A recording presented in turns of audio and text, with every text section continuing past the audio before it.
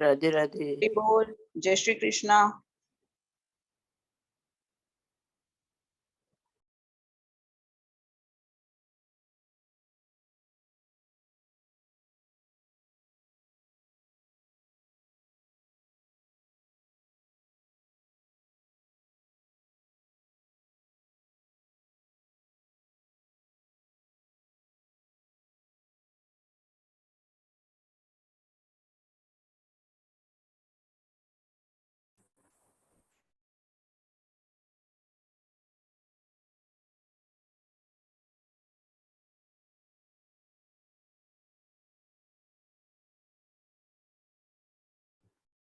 बोल।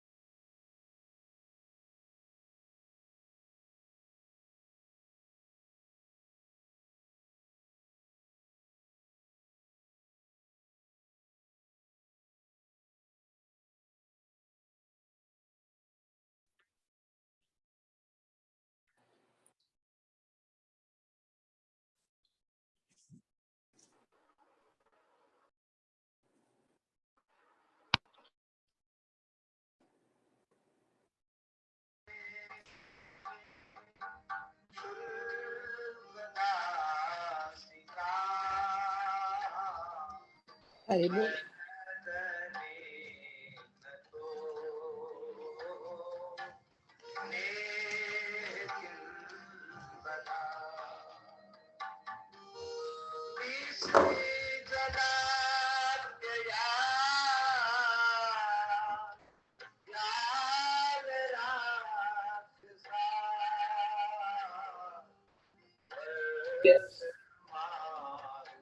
Hari Bol.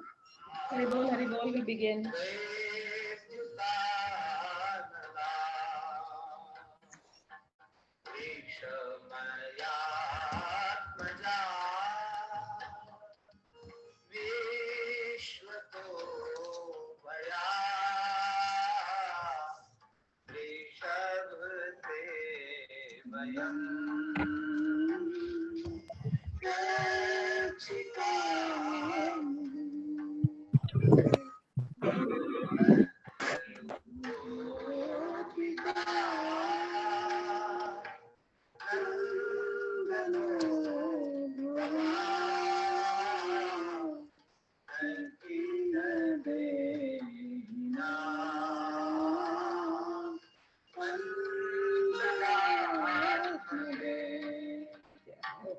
चलिए हरि बोल शुरू करते हैं हम लोग।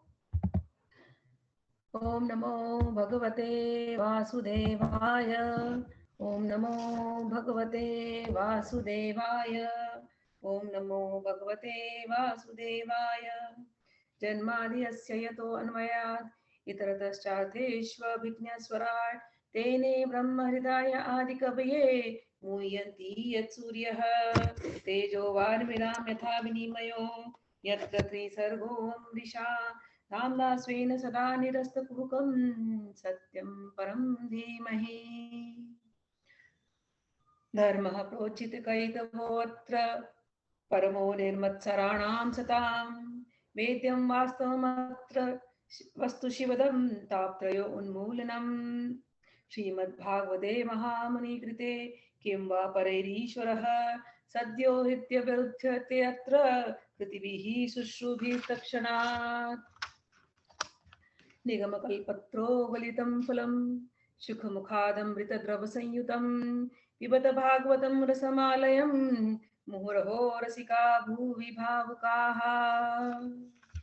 प्रव्रजन्तं मनुपेतकृत्यं द्वैपायनो विरहकातराजुहावः पुत्रेति तन्मयेतातर्वेऽभिनन्दु त्वं सर्वभूतहृदयं मुनि मानतोऽस्मि नारायणं नमस्कृत्य नरं चैव नरोत्तमं देवीं सरस्वतीं व्यासं ततो जयमुदीरये।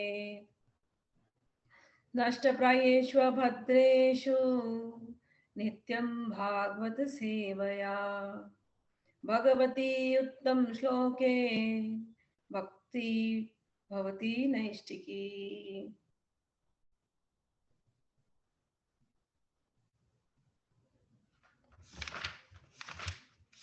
चलिए हम लोग नारद जी और व्यास जी इनकी चर्चा पढ़ रहे हैं, सुन रहे हैं।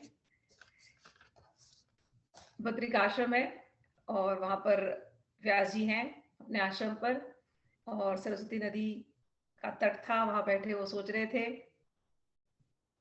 उन्हें जो जो भी उन्हें लिखा है, वेद पुराण इतिहास महाभारत लिखने के बाद भी उनका मन थोड़ा सा खिन्न था, संतुष्टि उन्हें नहीं मिल रही थी। तो खिन्न क्यों था सोच ही रहे थे, लेकिन उनके मन में पहले ही आ गया कि मैंने भगवान की जैसी चर्चा करनी चाहिए थी, वो मैंने नहीं किया, शायद इसीलिए मेरा मन खिन्न है। ऐसा वो विचार कर ही रहे थे कि उसी समय पर वहां पर नारद जी आए। इतनी अच्छी लीला है। आप में से किसी ने बद्रिक आश्रम देखा होगा, बद्रीनाथ गए होंगे, कुछ लोग नहीं गए होंगे, बट रियली मैं कहती हूँ कि आप लोग जाइए एक बार, जरूर अपने जीवन में लक्ष्य बनाना कि कुछ नहीं, अगर केदारनाथ भी नहीं हो पाए तो कोई बात नहीं, कम से कम बद्रीनारायण तो हो जाए। ऐसी मान्यता है कि वहां पर आज भी नर नारायण स्वरूप में भगवान तपस्या में रत हैं, और कोई भी बद्रीनारायण का दर्शन करके आता है तो 6% छठवां भाग उनका जो तपस्या का है वो आपको मिल जाता है केवल दर्शन मात्र से उस जगह की। ये तो मान्यता है, लेकिन वो जगह अपने आप में, जब आप जाएंगे उस जगह पर और एक जगह देखते हैं और फिर जब इन बुक्स को पढ़ते हैं ना, तो बहुत अच्छी पिक्चर बनने लगती है मन के अंदर। जैसे वृंदावन जिन्होंने देखा है, तो वृंदावन की कथाएं कहो तो जब भी किसी कुंड का नाम ले लो, सरोवर का नाम ले लो, उस वन का नाम ले लो, तुरंत समझ आता है, हाँ ये यमुना का नाम ले लो, तुरंत समझ में आता है। ऐसे ही अपने जीवन में आप लक्ष्य बनाइए कि बद्रीनारायण जाएंगे। बद्रीनारायण से माणा गांव है, माणा गांव से थोड़ा ट्रैकिंग करना पड़ेगा, 1 किलो 1.5 किलोमीटर, नॉट मच, घबराना नहीं बिल्कुल। थोड़ा सा करके व्यास जी की गुफा है, वो पूरा क्षेत्र है वहां पर, वो देख करके आइए, तब आप लोगों को आइडिया होगा कि ये जब हम बोल रहे हैं तो कितनी सुंदर वो जगह थी, जहां से किसी को भागने का मन नहीं करेगा। हमारे जैसे लोगों को तो वहीं बैठ जाने को मन करेगा, ऐसा लगे बस अब कोई यहाँ से बुलाए नहीं। मैं अपने हस्बैंड को ले गई केदारनाथ तो बोलते हैं अब तू जा, घर संभाल, मैं यहीं पे रह जाता हूँ ऐसी ऐसा वो जगह है, ऐसा वो क्षेत्र है पूरा, वहां से जहां से गंगोत्री चलती है, गंगोत्री, यमुनोत्री, केदार, बद्री, वो पूरा क्षेत्र देवभूमि, मतलब सच में वो देवभूमि है। वहां के जानवर भी इतने शांत हैं कि क्या बताऊं, लोग इतने अच्छे, वेरी ब्यूटीफुल प्लेस। तो कभी अब जब जरूर अपने जीवन में आप लोग संकल्प बनाइए। अगर केदारनाथ हुआ तो बहुत अच्छी बात। 4 धाम है वहां पर, यमुनोत्री, गंगोत्री, गंगोत्री के ऊपर भी गोमुख है, तो वो तो थोड़ा वो ट्रेकिंग लंबा है, बड़ा है, लेकिन गंगोत्री, यमुनोत्री और केदारनाथ और बद्रीनाथ बहुत इजी ट्रिप है, बिल्कुल पहले के जैसे नहीं कि बहुत तकलीफ वाली ट्रिप है तो नहीं जाना है, वेरी इजी ट्रिप। भगवान से प्रार्थना कीजिए कि आप लोगों को वहां वो जल्दी बुलाए। ठीक, तो मैं इसलिए कह रही हूँ कि जब ये मैं पढ़ती हूँ, जब से मेरा मेरा गोल था कि मैं 3 चैप्टर खत्म करूंगी, लेकिन 3 चैप्टर आपको बोलना होता है, लेकिन मेरे दिमाग में सारे श्लोक चलते रहते हैं पूरे दिन, और मेरे मन में मैं आंख बंद करती हूँ तो मैं वही बद्रिक आश्रम रहती हूँ, वही माणा में रहती हूँ, वही केव के बाहर रहती हूँ जहाँ व्यास जी की गुफा है। और कई बार ऐसा होता है कि जब मैं ये पढ़ रही हूँ तो नारद जी आए हैं, व्यास जी बैठे हैं, और वो पूरा आश्रम ऐसा है, वहां पर सरस्वती नदी का तट है, सब अंदर जाता है, और मैं ऐसे बैठ के पिक्चर देखती रहती हूँ। ऐसा लगता है कई बार व्यास जी बोल रहे हैं अपने मन की बात, और व्यास जी बैठे हुए, और फिर नारद जी आ गए हैं, और नारद जी को बैठाया है, तो वो जो सीट है वो भी सीट भी इमेजिनेशन में आ जाती है कैसी होगी, क्योंकि एकदम पहाड़ी क्षेत्र है ना, तो ऐसा। और नारद जी वहां पर बैठे हैं और इन दोनों की संवाद हो रहा है, तो मुझे ऐसा लगता है मैं भी वहां पर बैठे इनकी बातें सुन रही हूँ बस। व्यास जी कुछ बोलते हैं, नारद जी आप तो परम साक्षी हैं, जीवों के साक्षी हैं, आप तो ब्रह्मा जी के मानस पुत्र हैं, आप तो सबके मन की बात जानते हैं, तो मेरे मन में क्या हो रहा है ये बताइए। तो मैं व्यास जी को देखती हूँ, नारद जी से बात कर रहे हैं। फिर नारद जी बोलते हैं, अरे व्यास जी आप तो अमोघ दृक हैं, आपको तो सब कुछ पता है ना, आपने वेद पुराण में सारा सार डाल दिया है, केवल भगवान के नाम को आपने ठीक से गाया नहीं है, बारातियों के गुण गाए लेकिन दूल्हे का गुण गाया नहीं है, तो आप उसको लिख दीजिए। मैं पूरे दिन यही देखती हूँ और कभी ये इनको सुना रहे, कभी वो उनको सुना रहे। बाद में सब होने के बाद लगता है दोनों मेरी तरफ देखते बोलते अब जा तू सुना तो और सुबह रोज सुबह मैं आ जाती बैठ के आपको सुनाने के लिए, जो कुछ मुझे समझ में आता है थोड़ा बहुत, तो मैं प्रयत्न करती हूँ समझाने की। बाकी तो समझने समझाने वाले वही हैं। चलिए आगे चलते हैं। कल हम लोगों ने बहुत सुंदर सुंदर चर्चा करी। नारद मुनि ने आकर के व्यास जी के मन के जो संदेहों को, जो उनके अंदर जो डाउट्स चल रहे थे उनको दूर किया और भागवत धर्म का निरूपण किया। जब हम भागवत बोलते हैं, आप लोगों को अब तक समझ जाना चाहिए कि भागवत क्या है। एक तो सबसे पहला चीज, भागवत ये जो बुक है ये ऑर्डिनरी बुक नहीं है। जो ज्ञान आपको मिल रहा है ऑर्डिनरी नहीं है। क्यों? जब भगवान धराधाम से चले गए थे तो उद्धव जी ने पूछा था आप कहाँ मिलेंगे अगर कोई ढूंढे आपको, तो बोले मैं इस भागवत में आ जाऊंगा। तो भगवान की वांगमयी मूर्ति साक्षात ये भागवत पुराण, यानी भगवान कृष्ण साक्षात नंबर 1 है ये भागवत का डेफिनेशन।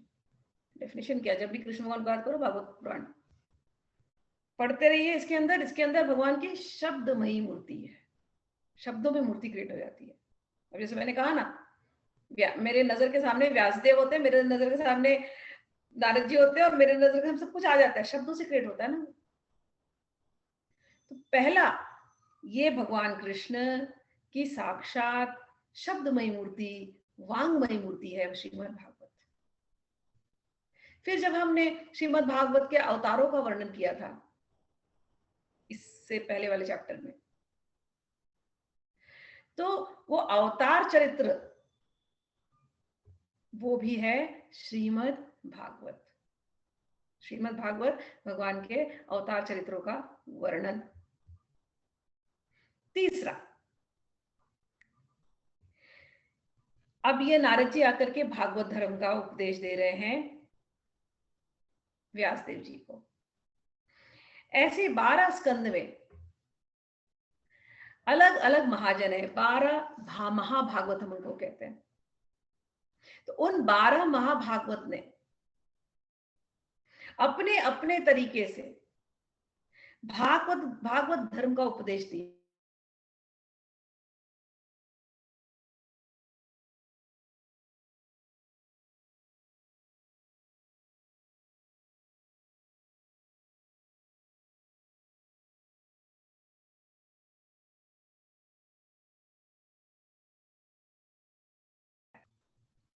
भागवत धर्म।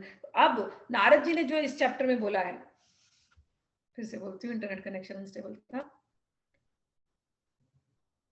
फिर से बोलती हूँ। तो नारद जी ने जो जो जहां जहां बोला है पूरे भागवत में, वो भागवत धर्म का उपदेश वही भागवत है।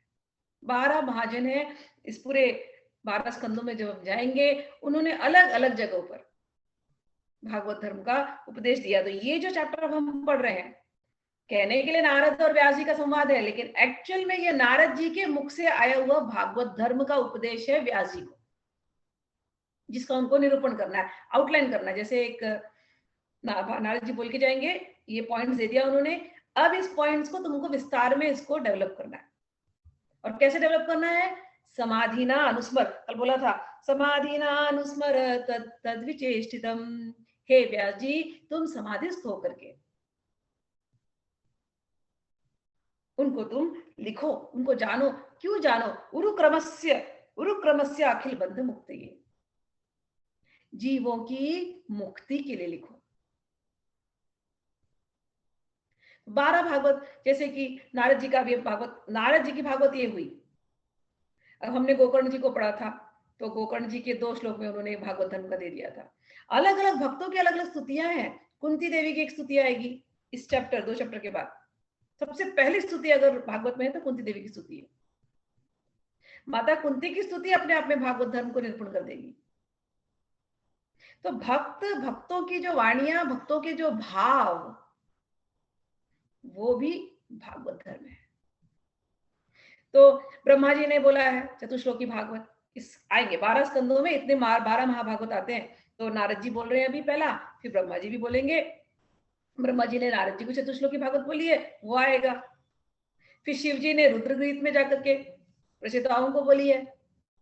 शंकर भगवान ने शंकर भगवान महाभागवत, तो नारद, ब्रह्मा, शंकर, कुमार, कपिल, कुमार आदि, सनत कुमार, सनक आदि, इन्होंने भागवत बोली है, उनकी वाणियां आएंगी। कपिल मुनि तृतीय स्कंद में जाएंगे, 3rd कैंटो में। कपिल मुनि ने तो सांख्य फिलॉसफी को इतने अच्छे से एक्सप्लेन किया है अपनी माता देवहूति को, और बहुत डिटेल में सब कुछ एक्सप्लेन किया भागवत धर्म, तृतीय स्कंद में आएगा। तो नारद, ब्रह्मा, शंकर भगवान, कुमार, कुमार आदि, सनकादि, कपिल भगवान, मनु, उन्होंने जो कुछ कहा, उनकी वाणी, प्रहलाद जी की प्रार्थना, नरसिंह भगवान को जब वो करते हैं उसमें वो भागवत धर्म का उपदेश दे देते हैं। फिर आते हैं जनक, जनक जी की उक्ति, ये सब महाभागवत है। भीष्म स्तुति आएगी, कुंती स्तुति के बाद भीष्म स्तुति अभी आ जाएगी। तो भीष्म स्तुति वो भी महाभागवत, वो भी भागवत है, भागवत वाणी। बलि जी आत्मनिवेदन क्या होता है उसका वो एग्जाम्पल है, और उन्होंने जो कहा है वो भागवत। यमराज जी यमदूतों को समझा रहे हैं, जो उपदेश उन्होंने यमदूतों को दिया है वो भागवत। और जो सुखदेव जी हमको सिखा रहे हैं वो भी भागवत। तो आप लोग भागवत पढ़ रहे हैं, धीरे धीरे ये डेफिनेशन आप डेवलप करते जाना, इन एक्सप्लेनेशंस को आप अपने माइंड में याद करते जाना। पहला भागवत कहेंगे तो ये मेरे मन में आता है, मतलब इतना प्रैक्टिस कर लिया है कि जैसे भागवत सोचे तो साक्षात भगवान श्री कृष्ण प्रकट हो जाते हैं। आंख बंद किया, भागवत पढ़ना है, अरे भगवान श्री कृष्ण की वाणी सुननी है, भगवान श्री कृष्ण के प्राण प्यारे भक्तों की वाणी सुननी है। प्राण प्यारे भक्तों में एक से एक है, नारद जी की वाणी सुननी है, सुखदेव जी की वाणी सुननी है, शंकर भगवान की वाणी सुननी है, कपिल भगवान की वाणी सुननी है। ऐसे भगवान के नाना अवतारों का वर्णन अभी आएगा सारे 12 स्कंदों में, वो सब देखना है, उस पर मेडिटेट करना है, ये सब कुछ ही भागवत है। केवल ये अकेली बुक को भागवत मत समझना, वाल्मीकि रामायण पढ़ेंगे तो भी भागवत है। जहां जहां भगवान के चरित्र या भगवान के अवतारों का वर्णन होता है, अवतार चरित्र का वर्णन होता है, भगवान के प्राण प्यारे भक्तों का वर्णन होता है, वो सब कुछ श्रीमद् भागवत है। चलिए, कल नारद जी ने जो उपदेश दिया तेजी से एक्सप्लेन करती हूँ। नारद जी ने कहा, देखो, भवतानुदित प्रायम यशो भगवतो अमलम ये नैवासो न तुष्येत मन्ये तद्दर्शनम किलम। हे व्यास जी, आपने लिखा तो बहुत कुछ अच्छा है, लेकिन जहां पर भगवान की ये यशो गुणगान नहीं होता, भगवान के यश का गुणगान नहीं होता, वो वाणी अधूरी है, वो पूरी वाणी नहीं है। तो आपने उसका निरूपण नहीं किया। जैसे धर्म, अर्थ, काम, मोक्ष महाभारत में आपने इसका अच्छे से निरूपण किया, चारों पुरुषार्थों का, लेकिन भगवत प्रेम, वासुदेव की महिमा न तथा वसुदेवस्य महिमा यह अनुवर्णित। आपने वासुदेव की महिमा, भगवान वासुदेव की महिमा का वर्णन उतने अच्छे से नहीं किया। न यद्वचश्चित्रपदं हरेर्यशो जगत् पवित्रं प्रगृणीत कर्हिचित् तद्वायसं तीर्थं मुशन्ति मानसा न यत्र हंसा निरमन्त्यो शिक्षकयाः यः। यानी कि देखो,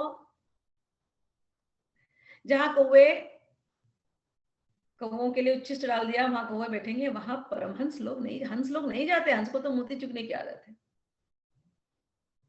तो ऐसे ग्रंथ लिख करके जिसमें बहुत भाव है, बहुत रस है, बड़ा अलंकार है, लेकिन यदि हरि का यश नहीं है, भगवान हरि का यश नहीं है, तो ऐसे ग्रंथों को परमहंस लोग छोड़ देते हैं, वैसे जैसे कि कौवे की जगह में कोई हंस नहीं जाएगा।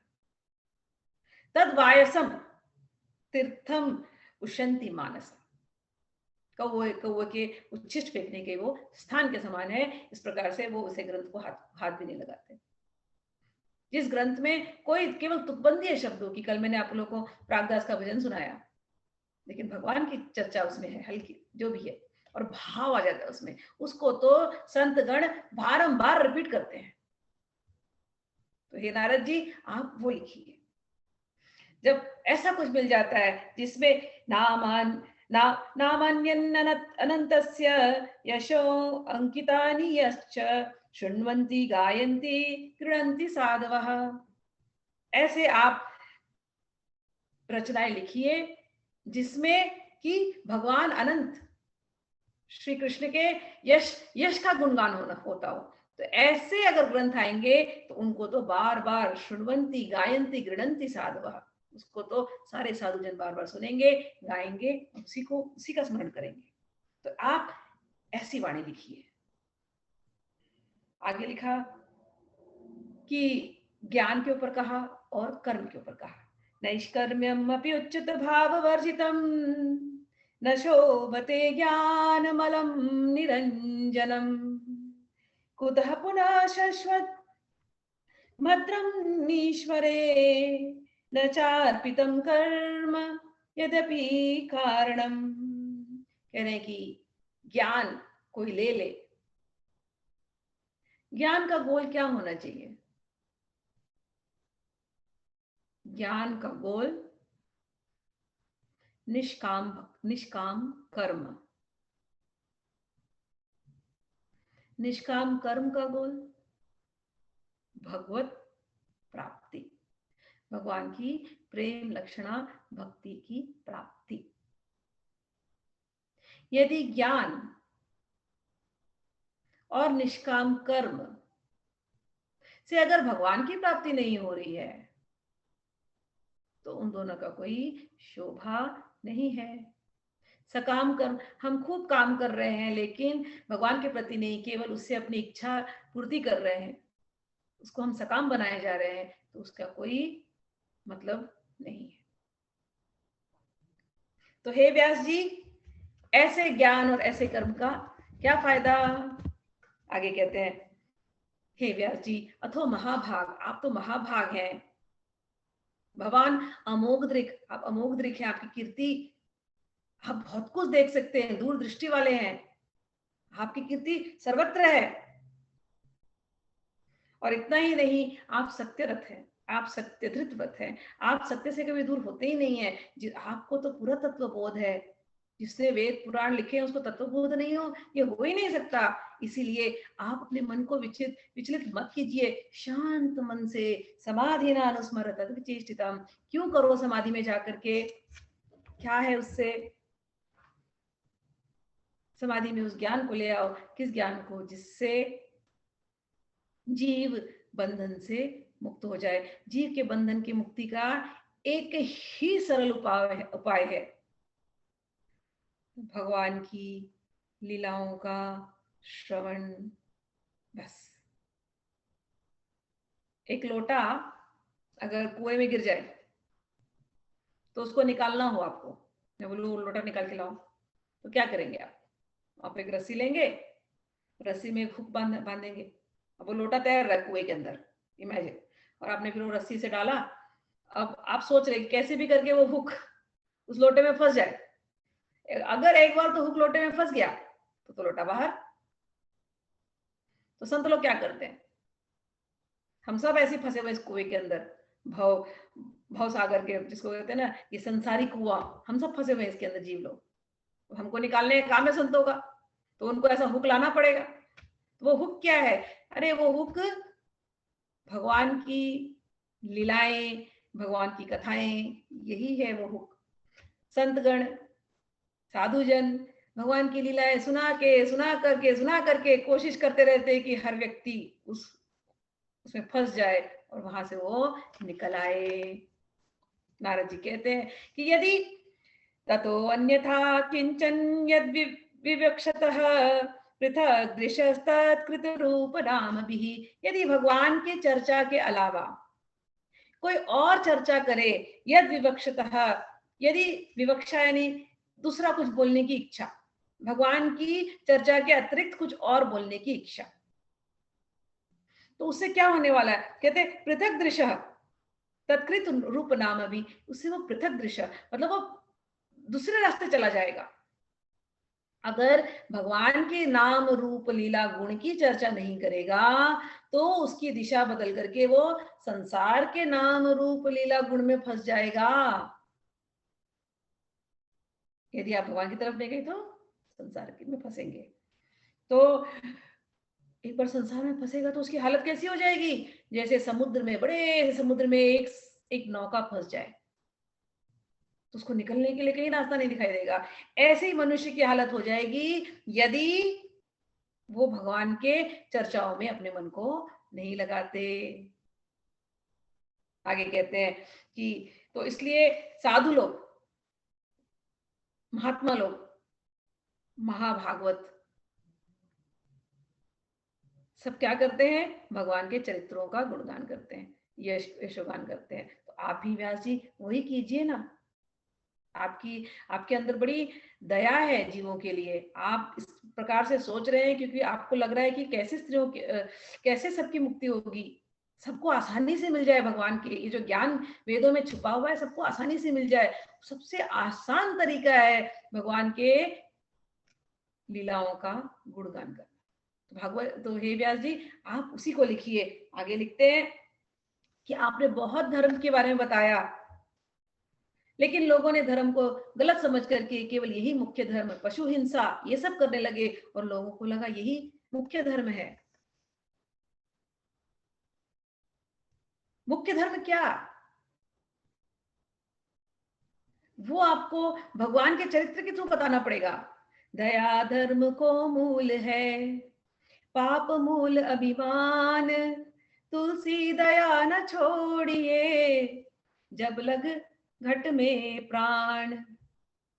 अब दया धर्म का मूल है, तो आपको भगवान के इन भक्तों के चरित्रों के माध्यम से ये दिखाइए।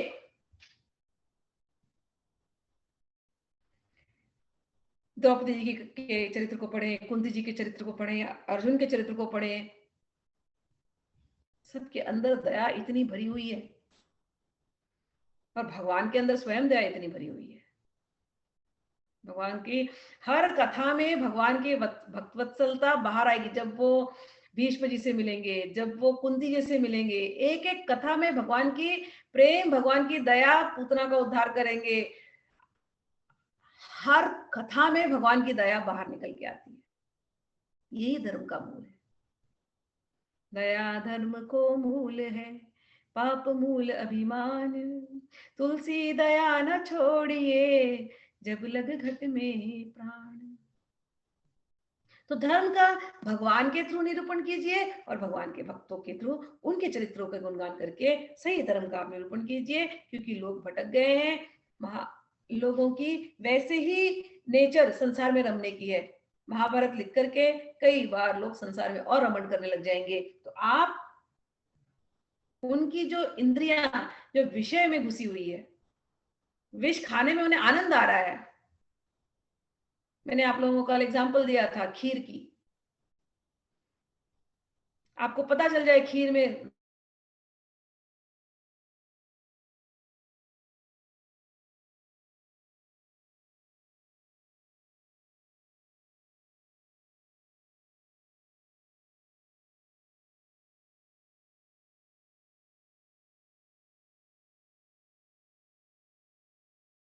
विषयों में फंसा है। क्या है वो विषय? व्हाट आर दो सब्जेक्ट्स? व्हाट आर दो सब्जेक्ट्स? वो विषय क्या है? विषय है रूप। रूप देखा पागल हो गए। रंग, अच्छे अच्छे कलर के दुकान में घुस गए, मॉल में, जहां देखो वहां रंगीन चीज, बस अब खरीदना है उसको। रूप रंग विषय, गंध, खाने की खुशबू आई कहीं दूर से, आप चलो खाते हैं।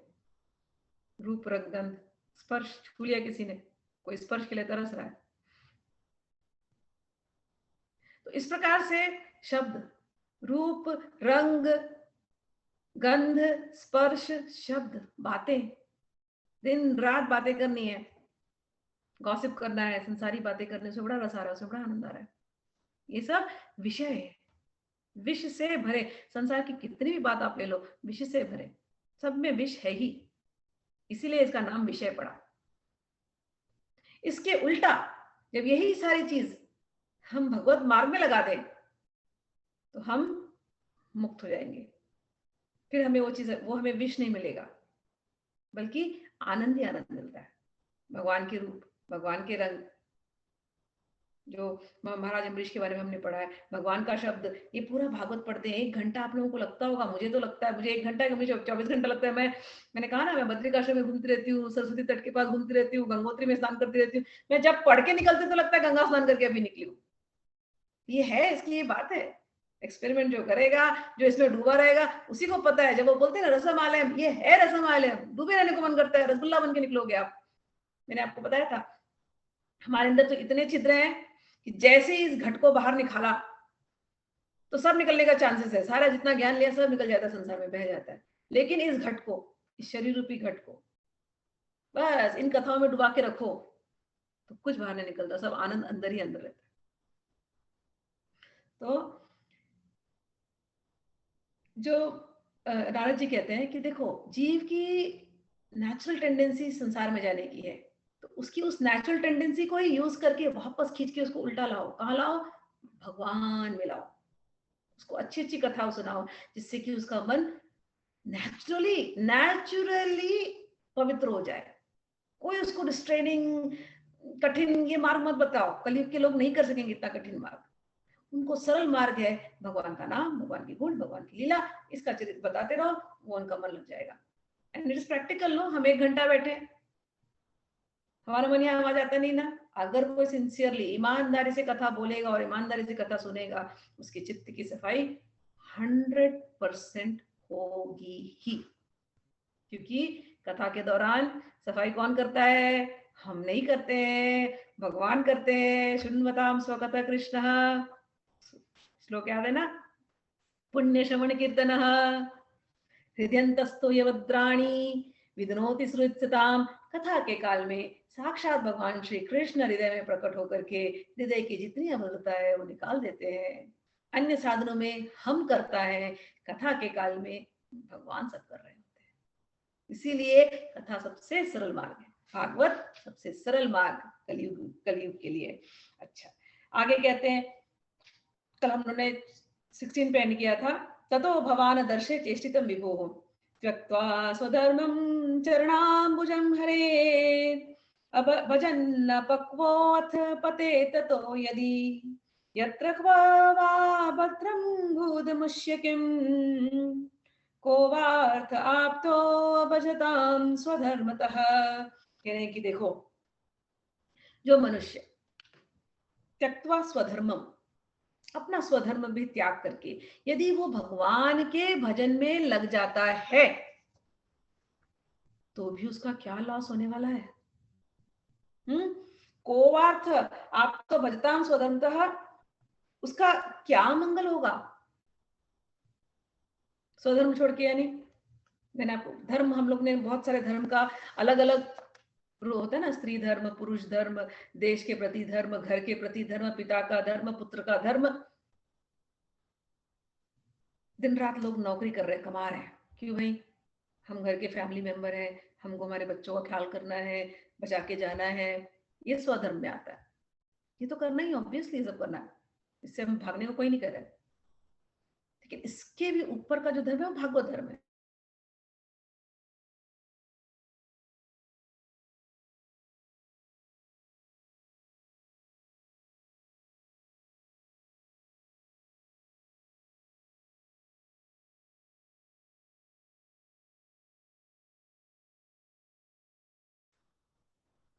समझो 10 घंटे की नौकरी करने की अनस्टेबल हो गया, फिर से बोलती हूँ। समझो 10 घंटे की जब तक भागवत नहीं आता ना लोगों के हाथ में, तो पता ही नहीं ना उनको हायर नॉलेज ही नहीं है ना, उनको हायर चीज़ गोल ही नहीं ना, तो वो अपने आप को पूरी तरह से नौकरी में डुबाए रखते हैं। 10 घंटे क्या, 12 घंटे क्या, 14 घंटा करते रहेंगे वो नौकरी। फिर वही माइंडसेट से फिर वो सो जाएँगे। फिर माइंड को रिलैक्स करने के लिए क्या करेंगे? टीवी ऑन करेंगे। But the thing is TV on करने से माइंड रिलैक्स नहीं होता। हाँ, उसी माइंड को जब भगवान की कथाओं में लगा देते हैं, तो आप देखेंगे धीरे-धीरे माइंड चेंज हो जाएगा आपका। ये प्रैक्टिकल है, ये एक्सपीरियंस्ड है। तो समझो आप 14 घंटा अभी तक नौकरी कर रहे थे जब तक भागवत नहीं आई थी। भागवत आते-आते हो सकता है आपका मन इतना लगने लगे कि आप 14 से आप 12 घंटे पे आ गए, 12 से आप 10 घंटे पे आ गए, 10 से आप 8 घंटे नौकरी करते, बाकी के 4-5 घंटे आप भजन करने लगे। तो नारद जी कहते तो क्या हो गया? थोड़ा सा रुक गया तो रुक गया, कोई बात नहीं, अच्छी बात है। हाँ, और दूसरा कहते हैं कि यत्र क्वा अच्छा आगे बोलते हैं भजन अपको अथ पतते पतते ततो यदि, अगर वो भजन में परिपक्व नहीं हुआ, अगर वो भजन में परिपक्व नहीं हुआ, तो भी उसका कोई अमंगल नहीं होता। अगर वो गिर गया भजन करते करते, तो भी उसका क्या अमंगल होने वाला है? आप लोगों को गीता में याद होगी, भगवान ने कहा था सुचिनाम श्रीमताम गेहे योग भ्रष्ट जायते, कि जो योग भ्रष्ट होता है, योग भ्रष्ट कौन होता है? साधना में घुसा, एक दो मतलब अच्छे से मेडिटेशन कर रहे थे कुछ साल, भजन कर रहे थे कुछ साल, फिर छूट गई भजन। फिर तो ऐसे लोग का क्या होता अंत में? उनका अमंगल होता ही नहीं। भगवान ने कहा आपने यदि इस मार्ग पे थोड़ा सा भी एफर्ट किया है तो भी आपके लिए बहुत अच्छा है। और वही बात ये नारद मुनि कह रहे हैं कि अगर कोई गिर भी गया भगवान के भजन करते करते करते, तो भी उसका क्या मंगल होने वाला है? क्योंकि भजन छूटा आपका, तो भगवान ने गीता में क्या कहा? जिन लोगों ने गीता पढ़ी उनको स्मरण होगा, भजन छूट गया, योग भ्रष्ट हो गए, तो अगला जन्म आपने जो पुण्य कमाए थे ना, वो पुण्य कमा करके आप कहाँ जाएंगे? स्वर्ग लोकों में जाएंगे। फिर स्वर्ग लोकों में खूब पुण्य भोगेंगे, कई सालों भोगेंगे। फिर उसके बाद छिटे पुण्य मृत्यु लोकम विशंति, उसके बाद पुण्य खत्म हो जाएगा। फिर आप धरती पे आएंगे। फिर धरती पे कहाँ आएंगे? जानवर की योनि में आएंगे? धरती में या तो आप सुचिनाम श्रीमताम गे, कि या तो बहुत ही इंटेलिजेंट मतलब बहुत ही भाग स्पिरिचुअल लोगों के घर में आपका जन्म होगा, या तो आपका बहुत ही श्रीमताम गे बहुत ही रिच लोगों के घर में जन्म होगा, जहां आपको खाने पीने कमाने की टेंशन नहीं होगी। आप और जहां पर आपने पिछले जन्म में भक्ति छोड़ी थी, आप वहीं से अपनी भक्ति शुरू करेंगे। और उसके ऊपर भी जब गीता में हम पढ़ते हैं, उसके ऊपर और एक जन्म जन्म है जो है ऊंचा मिलता है, वो है कि आप गुरुओं के घर में पैदा हो जाते हैं। जब ये श्लोक गीता में पढ़ा, तब मुझे समझ में आने लगा, अच्छा जर्नी समझ में आने लगी, ऐसा भी होता है। ओह, फिर तो अच्छी बात है ना, फिर तो जान लगा दो। फिर तो लड़ते लड़ते पढ़ते पढ़ते भागवत पढ़ते पढ़ते शरीर छोड़ने की फिर का संकल्प ले लो, भगवान का नाम लेते लेते शरीर छोड़ने का संकल्प ले लो। अब क्या कैरी फॉरवर्ड तो यही करना है, यही तो असली धन है जो कैरी फॉरवर्ड करेंगे। बाकी दुनिया के लिए कितना धन, आप कितना भी बचा लो, आप कुछ कैरी फॉरवर्ड करने वाले नहीं है। आप बचा के गए, पीछे आपके बच्चे अच्छे हैं तो बहुत अच्छी बात है, बहुत एंजॉय करेंगे। और आपके बच्चे अच्छे नहीं है, तो वही महाभारत का कारण हो जाता है। गीता पढ़ते हैं, भागवत पढ़ते हैं, लगता है अरे यही तो गोल है, भगवान का नाम लेते लेते जाना है, भागवत बोलते बोलते जाना है, इन महाभागवतों के चरणों में मन को लगाए हुए जाना है। ये तो यही नारद जी कहते हैं कि उससे इसका अमंगल कैसे हो सकता है? इसलिए तस्यैव हेतो प्रयतेत कोविदो न लभते यद्र भ्रमतामुपयर्धः तल्लभ्यते दुःख वदन्त्यत सुखम कालेन सर्वत्र गभीर।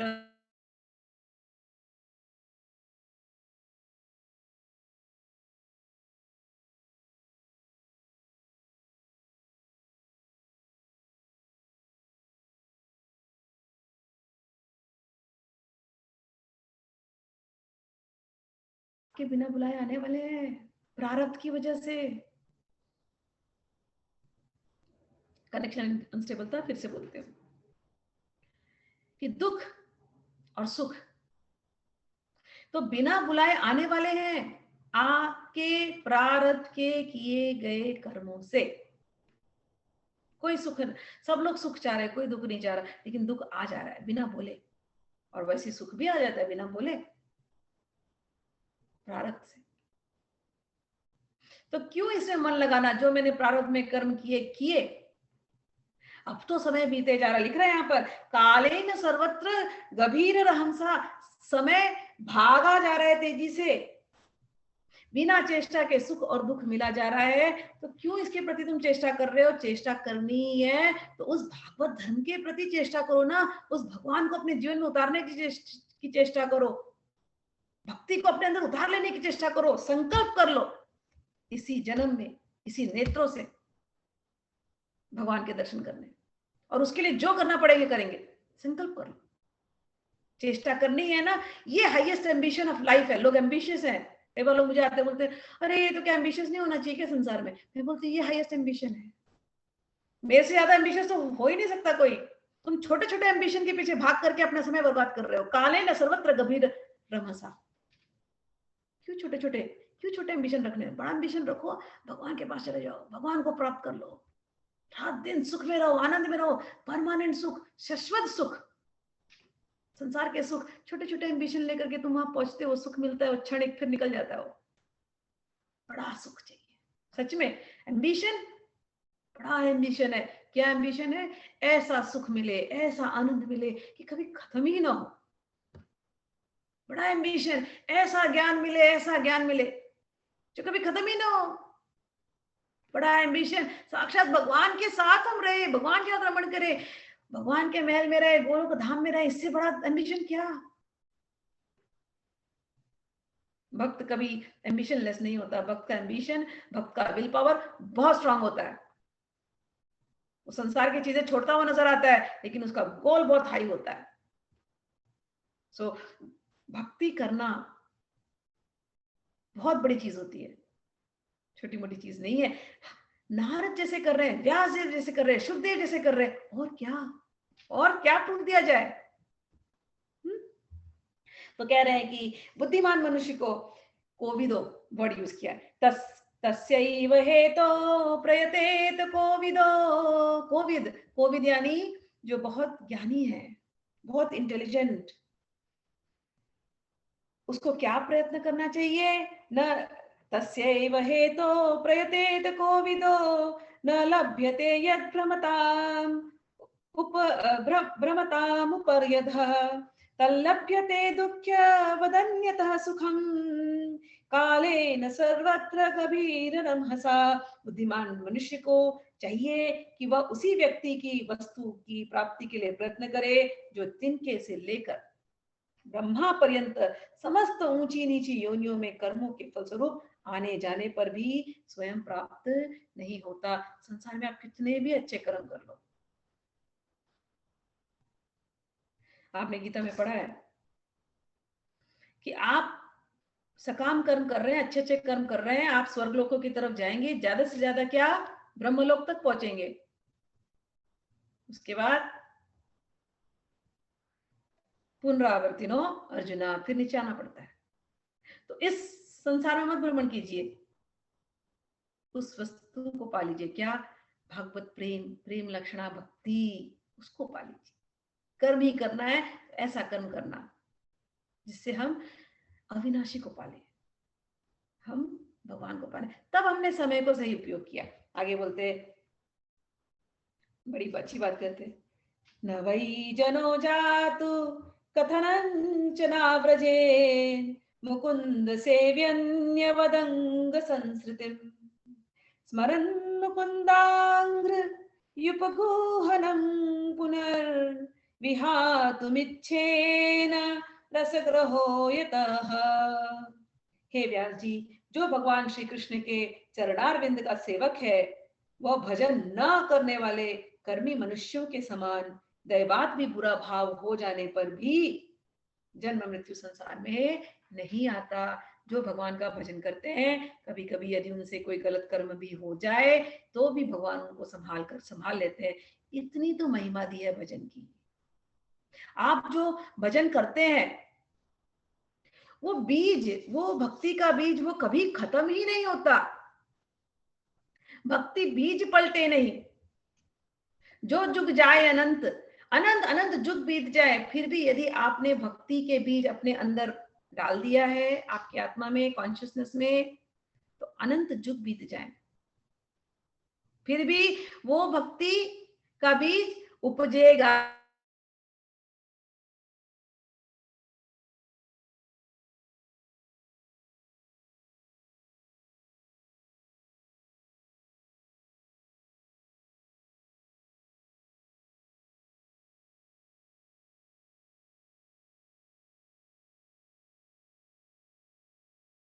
जैसे माहौल मिला। अच्छा, चने का बीज, बीज का एग्जांपल बहुत इंपॉर्टेंट है। कितने भी साल रखे रखिए, वो बीज को संभाल के रखिए, आज से 10 साल बाद भी निकलिए, उग जाएंगे। तो ऐसे ही भक्ति का बीज है, भक्ति बीज पलटे नहीं, जो जुग जाए अनंत, ऊंच नीच बीज उपजे, होई संत को संत। वो भक्ति का बीज आपके अंदर आ गया, यदि एक बार आपने डाल दिया, तो वो आपको संत बना करके ही छोड़ेगा। भगवान कृष्ण के प्रति आपकी भक्ति हो गई तो आपको संत बना करके ही छोड़ेंगे। मेरे गुरुजी बोलते थे, भगवान कृष्ण का आपने हरे कृष्ण महामंत्र का जाप कर लिया और हरे कृष्ण संकीर्तन कर लिया और साथ में उनका कृष्ण प्रसादम खा लिया, तो एक चीज समझ लेना, आप भागने की कोशिश करेंगे लेकिन भगवान आपको छोड़ेंगे नहीं। और ये मेरे जीवन में सच में हुआ है। कृष्ण प्रसादम और कृष्ण का नाम, बोलते भगवान का कभी फॉर्म देखा है आपने? टेढ़े, त्रिभंग ललित, 3 तरह से। और हमारा हार्ट का शेप भी वैसे ही है। टेढ़ी चीज में कोई सीधी वस्तु गई तो निकाल लोगे, लेकिन टेढ़ी चीज में टेढ़ी वस्तु गई तो नहीं निकाल सकते ना। ऐसे ही हमारा हृदय है, वहां पर एक कृष्ण टेढ़े मेढ़े एक बार घुस गए तो ऐसे घुसते फिर उनको निकाल नहीं सकते हम लोग। ये कह रहे कि अगर किसी ने भगवान का नाम सिंसियरली लिया है, भक्ति की है, तो फिर अगर उससे देवात कुछ मिस्टेक हो भी गई तो भी उसका कुछ बुरा नहीं होगा, वो वापस से आ जाएगा। क्यों आ जाएगा भैया? कहते हैं कि विहा पुनर्विहातुम इच्छेम रसग्रहो यतः, उसको एक बार रस का चस्का लग जाता है। भक्ति की बात ही ऐसी है, एक बार रस का चस्का लग गया फिर ये रस छूटता नहीं, फिर रोज वो रस लेने की इच्छा होती है। तो ये इंपॉर्टेंस है, भक्ति अंदर है तो वो चलने वाली है जन्म जन्म जन्मांतर के लिए। आगे कहते हैं, जिनसे जगत की उत्पत्ति स्थिति और प्रलय होते हैं, वे भगवान ही इस विश्व के रूप में भी हैं। ऐसा होने पर भी वे इससे विलक्षण हैं। इन बातों को आप स्वयं जानते हैं। हे व्यास जी 20वें श्लोक में बोलते हैं, प्रादेश मात्रम भवतः प्रदर्शितम। मैं आपको क्या प्रवचन दूं व्यास जी, मैं आपको क्या सिखाऊं, आप तो सब जानते हैं, इसलिए मैं तो केवल संकेत रूप में आपको बता रहा हूं। प्रादेश मात्रम भवतः प्रदर्शितम, मैं आपको संकेत रूप में, ये भागवत धर्म क्या है जिसका आपको निरूपण करना है, मैं केवल संकेत दे रहा हूं। आप समाधि में जाइए और इसको विस्तार पूर्वक इसको आप देखिए। आगे बोलते हैं, आपकी दृष्टि अमोघ है कि आप इस बात को जानिए कि आप पुरुषोत्तम भगवान के कला अवतार हैं। व्यास जी को याद दिला रहे हैं कि आप कला अवतार हैं। आपने अजन्मा होकर भी जगत के कल्याण के लिए जन्म लिया है, इसलिए आप विशेष रूप से भगवान की लीलाओं का कीर्तन कीजिए।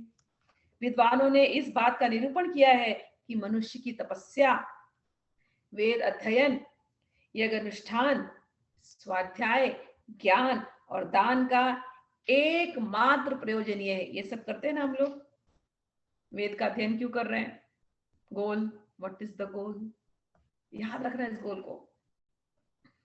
तपस्या कर रहे हैं खूब, क्यों कर रहे हैं? What is the goal?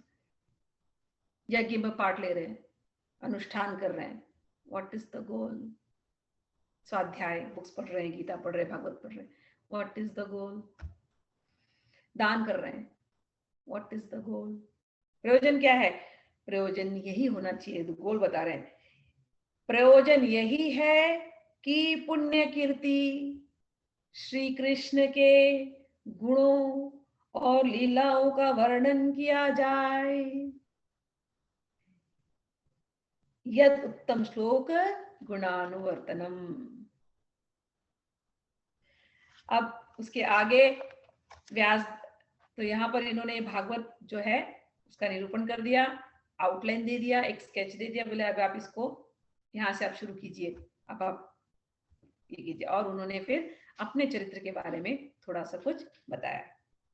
भागवतों को अपने महाभागवत है ये, संत महात्मा अपने चरित्र को नहीं बताते, ये उनका नेचर नहीं है। वो अपना गुणगान करें, वो उनका नेचर नहीं, अपनी बड़ाई करे, हमने तो ये किया, हमने तो वो किया, वो उनका स्वभाव नहीं होता। लेकिन कभी कभी बताते हैं। वाल्मीकि जी ने अपना चरित्र बताया, नारद जी अपना चरित्र बता रहे हैं, बायोग्राफी दे रहे हैं, ऑटोबायोग्राफी दे रहे हैं। क्यों देते हैं? सबको इंस्पायर करने के लिए। अगर उनके जीवनी से कोई इंस्पायर हो सकता हो तो इसलिए अपने जीवन के बारे में वो बताते हैं, अन्यथा उनको अपने बारे में बताने की इच्छा नहीं होती। मैं महाराज जी के मुख से सुन रही थी, तो महाराज जी अपने गुरु जी को पूछने लगे एक दिन ऐसे ही कि गुरुदेव आप निकले काशी से तो कब निकले, ऐसे ऐसे क्वेश्चंस कर रहे थे। आप निकले काशी से तो कब निकले, आपको अपने परिवार की याद है कि नहीं, आप कहाँ कहाँ गए थे, किन किन जगहों पे गए थे? तो उनके गुरुदेव ने प्रश्न किया, क्यों पूछ रहे पंडित जी इतना प्रश्न? अच्छा, तो आप मेरा चरित्र लिखना चाहते हैं? तो महाराज जी के शर्मा गए, छोटे थे, स्टूडेंट थे महाराज जी, समझ गए भाव। बोले अच्छा आप मेरा चरित्र लिखना चाहते हैं? बोले अरे पंडित जी, गुरु जी बोले, पंडित जी आप मेरा चरित्र क्या लिखेंगे? अगर हम अपने चरित्र के बारे में बोले तो शायद साधु की तो क्या, आप हमें मनुष्य भी मानना छोड़ देंगे। जिसका जो चरित्र है उसको तो वही जानता है और उसके हृदय का अंतर्यामी जानता है। तो चरित्रों को लिखने की कोई आवश्यकता नहीं पंडित जी, आप अपने राम नाम में भगवान के चरित्रों में ध्यान दीजिए। महान पुरुषों में ये नेचर होता है। अहिल्याबाई होलकर, उनके पास एक पंडित आया, विद्वान, और उसने खूब अच्छा सा ग्रंथ लिखा था। रानी ने पूछा क्यों, ग्रंथ में लिखा क्या है? तो उसने कहा आपकी गाथा, आपकी गाथा लिखी गई है। अहिल्याबाई ने बोला उठाओ और इसको फेंक दो नर्मदा में, और जाकर के फेंक दिया, फेंकवा दिया। क्योंकि उन्होंने कहा कि मुझे आपका तिरस्कार नहीं करना है, लेकिन विद्या का उपयोग, विद्या का उपयोग भगवान के चरित्र या भगवान के प्राण प्यारे भक्तों का चरित्र गाने के लिए करना चाहिए। तो वो विद्या है, वो वर्तमान रहती है। भगवान के चरित्र और भगवान के भक्तों के चरित्र ऑलवेज प्रेजेंट, पास्ट टेंस होते ही नहीं है। जैसे लक्ष्मीबाई के बारे में बोले, एक फेमस है ना, क्या खूब लड़ी मर्दानी वो थी झांसी वाली रानी। क्या थी बोल दिए तो पास्ट टेंस।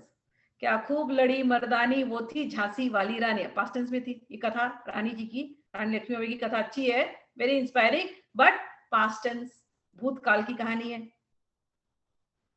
अब सुनिए दूसरी, ठुमक चलत रामचंद्र, ठुमक चलत रामचंद्र, बाजत पैजनिया। ठुमक चलत रामचंद्र, बाजत पैजनिया। आप गाते रहिए, लगेगा जैसे आपके सामने अभी ठुमक ठुमक के चल रहे हैं भगवान रामचंद्र। कहानी कब की होगी? रामचंद्र कब अवतार लिए थे, लेकिन भजन गाओ तो लगता है अभी चल रहे हैं। गोपी गीत गाओ तो लगता है अभी हमारे आंखों से अंतर्धान हो गया, ऐसा लगता है हृदय फट करके बाहर आ जाएगा। तो भगवान के चरित्र और भगवान के प्राण प्यारे भक्तों के चरित्र, यही विद्वान पुरुष वही लिखता है, वही बोलता है, वही सुनता है, क्योंकि ये कथाएं वर्तमान की कथाएं हैं और ये हमेशा वर्तमान रहती हैं, ये भूतकाल की होती नहीं है। तो नारद जी अपने चरित्र को बता रहे हैं। तो नारद जी ने, स्टोरी में फास्ट फॉरवर्ड करती हूँ, नारद जी ने कहा, देखो पिछले कल्प में अपने पूर्व जीवन में मैं वेदवादी ब्राह्मणों की एक दासी का लड़का था। वे योगी वर्षा ऋतु में एक स्थान पर चातुर्मास्य कर रहे थे। बचपन में ही मैं उनके सेवा में नियुक्त कर दिया गया था। मैं यद्यपि बालक बालक था, फिर भी किसी प्रकार की चंचलता नहीं करता था, जितेंद्रिय था, खेल कूद से दूर रहता था और आज्ञा अनुसार उनकी सेवा करता था। मैं बोलता भी बहुत कम था। नारद जी अपनी कथा कह रहे हैं कि मैं पिछले कल्प में, उसके पहले कल्प में वो एक गंधर्व थे, उपर्ण नाम के, उसकी भी कथा, उपवरहन नाम के गंधर्व थे, उनकी भी कथा आगे आएगी। उसके बाद वाले कल्प में जो सेकंड जन्म था उसमें वो एक दासी के पुत्र थे। उनके पिता द्रुमिल गोप थे और ब्रह्म वैवर्त पुराण में कथा आती है, उनके पिता द्रुमिल गोप थे। द्रुमिल गोप घर छोड़ करके चले गए थे, तो इनकी माता को साधुओं के पास दासी का काम करना पड़ा, उनकी सेवा में लगती थी। ये 5 साल के बालक थे और एक बार ऐसा हुआ कि चतुर्मास हुआ। सनकादियों की जमात, सनकादि गुरु इनके आगे पीछे चलते रहे हमेशा नारद जी के, उन्होंने हमेशा उनको गाइड किया है। तो सनकादियों की जमात उस जगह पे आई और वो लोग चतुर्मास वहां किए। तो जब सत्संग होता, ये 5 साल के बालक थे, ये वहां बैठ करके सुनते थे। और इनमें वो खुद ही कह रहे, यद्यपि मैं बालक था लेकिन मुझ में चंचलता नहीं थी। दूसरा, मैं दांते मैं दांत यानी कि मैं जितेंद्रिय था। तीसरा कहते हैं मैं अल्प भाषण था, मैं बहुत कम बोलता था। और एक बात, मैं अनुवर्तित था, मैं फॉलोअर था, मैं फॉलो करता था, जो वो बोलते थे उसको मैं फॉलो करता था। ये श्लोक बहुत इंपॉर्टेंट है क्योंकि 4 गुण चाहिए एक शिष्य को। गुरु तो बड़े अच्छे अच्छे हैं संसार में, गुरु बहुत अच्छी चीजें बोल करके भी चले जाते हैं, तो शिष्य क्यों सफल नहीं होते? ये 4 चीज में से कोई चीज लैकिंग होती है तो सफल नहीं होते। 4 चीज क्या? जब गुरुजन बोलते हैं तो उनके सामने अल्पभाषण, अल्पभाषण यानी क्वेश्चंस होता है लेकिन उनको अपनी होशियारी नहीं दिखानी है, उनको ह्यूमिलिटी से उनके सामने प्रश्न करना है। और अल्पभाषण, ज्यादा नहीं बोलना उनके सामने। कई बार लोग होते हैं ना, गुरुजी आप तो नहीं जानते, मेरे फादर क्या होता था, गुरुजी आप नहीं जानते, अच्छा गुरुजी को नहीं पता। अल्पभाषण। अच्छा, दूसरा दानते, जितेंद्रिय, इंद्रिय पे अपने काबू होना चाहिए। ठीक, और उन्होंने कहा कि चंचल वृत्ति नहीं होती थी, मन की चंचलता उनमें नहीं थी, भले बच्चे थे लेकिन चंचलता नहीं थी, बड़े अच्छे से शांत होकर के बैठ करके सत्संग सुनते थे। तो हम लोगों में ये डेवलप करनी बहुत जरूरी है। मैं देखती हूँ कथा वथा सुनते रहेंगे लेकिन मन ऐसा चंचल रहेगा, यहाँ भागेंगे वहां भागेंगे, फिर कोई बाहर आ गया वहां पर चलेंगे, फिर अपना धीरे धीरे फोन देखते रहेंगे। शांति से बैठ करके पढ़ना और इसमें डूब जाना, ये क्वालिटी आनी चाहिए। तो ये क्वालिटी अपने में डेवलप कीजिए, नारद जी से सीखिए। चंचलता, जब आप कथा सुनते हैं आपका मन कहाँ कहाँ भाग रहा है, छोड़िए उसको, बैठ के पूरी तरह से डूब जाइए। दानते, अपनी इंद्रियों को काबू में रखिए, थोड़ी देर के लिए फोन साइड में रख दीजिए। हाँ? और अनुवर्तन, जो वो कह रहे थे उसको फॉलो करना, अनुवर्तन और अल्पभाषण, ये 4 चीज शिष्यों में आ जाए तो उनका भला हो जाए। नारद जी ने वो एग्जाम्पल दिया और उसके बाद कह रहे हैं कि एक बार उनकी अनुमति से मैंने उनका वो जो प्रसाद खा रहे थे उस पत्तल में से थोड़ा सा जूठन, मैंने उनके अनुग्रह से, उनकी अनुमति से मैंने थोड़ा वो जूठन खा लिया, प्रसाद का जूठन। जूठन किसी का भी नहीं खाना चाहिए, अपने बच्चे का भी जूठन नहीं खाना चाहिए। क्यों? वो बच्चा भी एक आत्मा है, वो अपने क्या पूर्व जन्म के संस्कार लाया है आपको नहीं पता, आपके पास आ गया लेकिन उसका पूर्व जन्म का संस्कार आपको नहीं पता। इसलिए हमारे यहाँ कहते हैं बच्चे की भी जूठन नहीं खानी चाहिए, जूठन किसी की भी नहीं खानी चाहिए जूठन। लेकिन संत जिसके ऊपर आपको भरोसा हो उसकी यदि जूठन मिल जाए तो खा लेना चाहिए। नारद जी ने संतों की, सनकादियों की जूठन खाई है। चैतन्य महाप्रभु बोलते हैं 3 चीज अगर मिल जाए तो आपकी भक्ति सुदृढ़ हो जाती है। भक्त पद धुरी, भक्त पद धुरी यानी भक्तों का चरण रज, भक्त पद धुरी, भक्त पद जल, उनके चरण धोए हुए जल, भक्त भुक्त शेष, एटे 3 महाबल, भक्त भुक्त शेष, मतलब भक्त ने कुछ खाया और उसका खाना रह गया और आपको मिल गया, तो आप ले लीजिए। भक्त पद धूरी पद जल, भक्त भुक्त शेष, एट तीन महाबल। प्रहलाद जी कहते हैं ये चीज, सेम चीज। जब तक किसी निष्कंचन संत का आश्रय न मिले, जब तक उनके पदरज, कोई भक्त का डस्ट, लोटस, भक्त के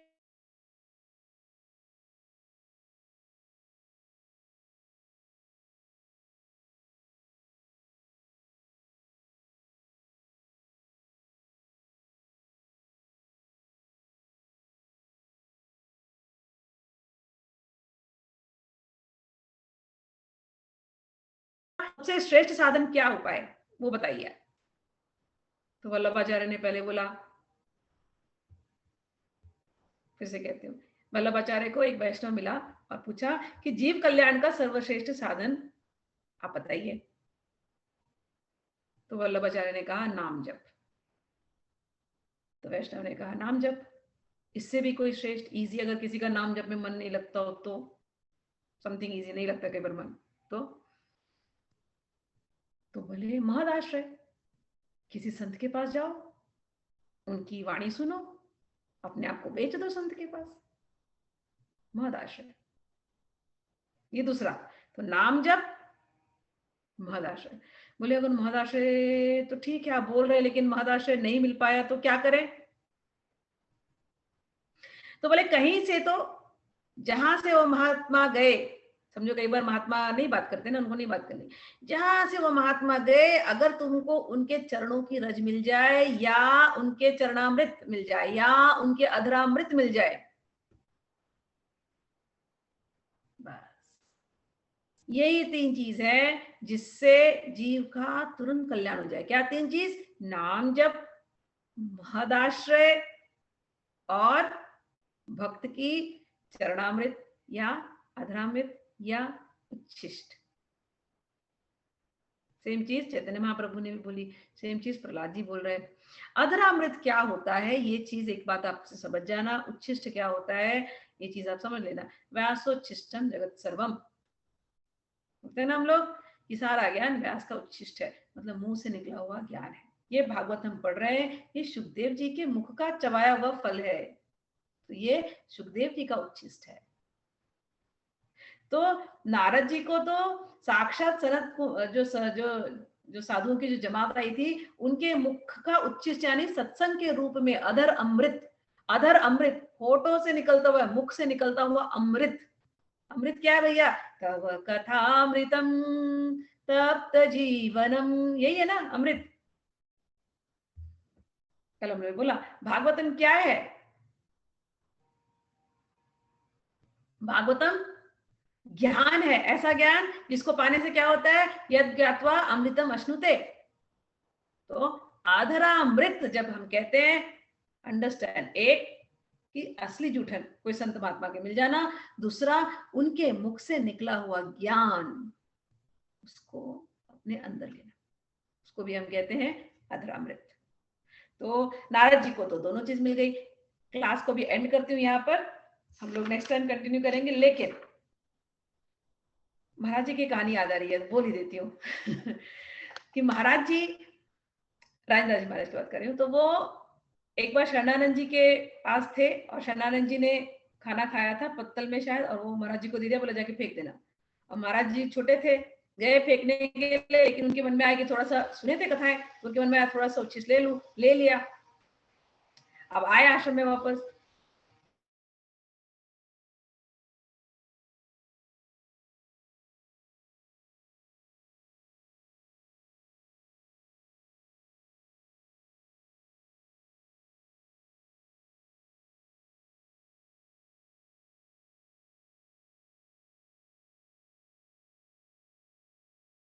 पहले तो बोले नहीं करना चाहिए था, लेकिन फिर भी बोल दे, बाद में अंत में बोले आश्रम में वापस के बाद भी मिस्ड। किसके बाद? सॉरी, हाँ, आए आश्रम में वापस। हाँ, एक सेकेंड, आए आश्रम में वापस, और उसके बाद फिर से पता नहीं। आया आश्रम में वापस तो शरणानंद जी ने बोला कि पंडित जी फेंक दिया? बोले हाँ फेंक दिया। तो बोले लेकिन चखा है, लगा लगता है आपने? तो बोले आपको कैसे पता? बोले हाँ सच बताओ, चखा क्या तुमने प्रसाद? तो उन्होंने कहा हाँ। तो शरणानंद जी डांट दिए कि ऐसे कैसे बिना परमिशन के चख लिए, ऐसे नहीं चखना चाहिए था, हमने फेंकने के लिए दिया था, तुमने ऐसा क्यों किया? पहले तो डांटे, तो इनको बड़ा बुरा लगा, लेकिन फिर अंत में शरणानंद जी ने उनको आशीर्वाद दिया कि देखो तुमने जूठन तो खा ली है, लेकिन ये भगवान का प्रसाद था, तुम एक दिन आगे जाकर के साधु बनोगे। तो महाराज जी कह रहे थे, जब ये बोल रहे थे, तो कि उस समय तो हमको पता नहीं था साधु क्या होती है, लेकिन अब जाकर के पता चला है कि ये जो साधु वेश मिला है, ये उन्हीं का आशीर्वाद था, जिसकी वजह से हम ये हैं। तो ये महाराज जी की कहानी थी। एक दो कहानी और आ रही है, लेकिन समय हो गया है, अगली बार वो कहानियां कंटिन्यू करूंगी। अभी के लिए क्लास यहाँ एंड करते हैं और हम लोग मिलेंगे 24 तारीख को, ठीक है? हरि बोल। अच्छा हरि रुको, दो बोल। लाइन और। हरि बोल। हाँ, हाँ। कल से नहीं है क्या क्लास? हाँ, कल नहीं, कल नहीं, ये मैं कहानी खत्म कर देती हूँ नारद जी की। उच्छिष्ट खाली उन्होंने, नारद जी ने, और उसके बाद चतुर्मास जब खत्म हुआ तो संत लोग जाने वाले थे। तो संत लोग जब जाने वाले थे, नारद जी रोने लगे, बोले आप हमको छोड़ के क्यों जा रहे हैं? तो वो बोले नहीं, जाना तो पड़ेगा, तुम अपनी माता का ख्याल रखो। और उन्होंने, संतों ने उनको मंत्र दिया, नमो भगवते तुभ्यं वासुदेवाय धीमहि प्रद्युम्नाय निरुद्धाय नमः संकर्षणाय च। ये मंत्र देकर के साधुगण वहां से चले गए। उसके बाद में उनकी माता का निधन हो गया थोड़े दिन के बाद, और नारद जी इस मंत्र को जाप करने लगे। नारद जी जब इस मंत्र को जाप करते रहे तो भगवान विष्णु सामने आए, एक बार दर्शन दिया।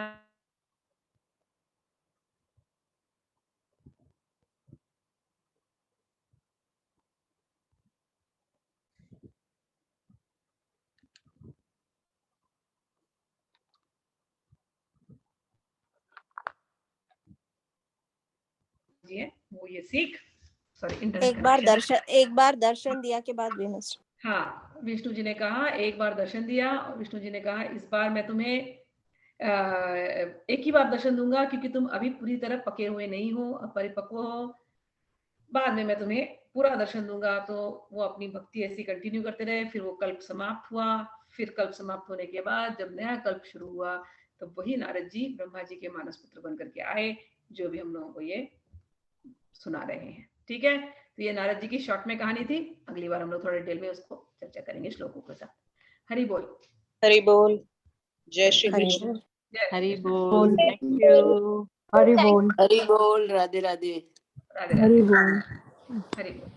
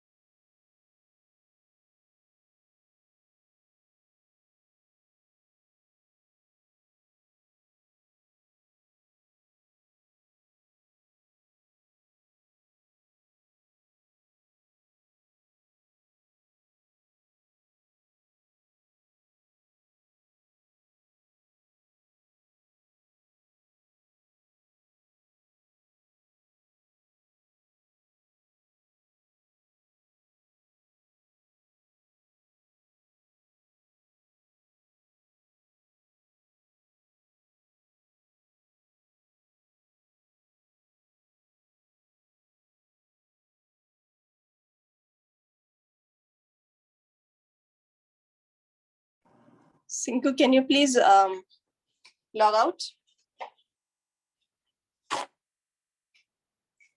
Sinku, please log out.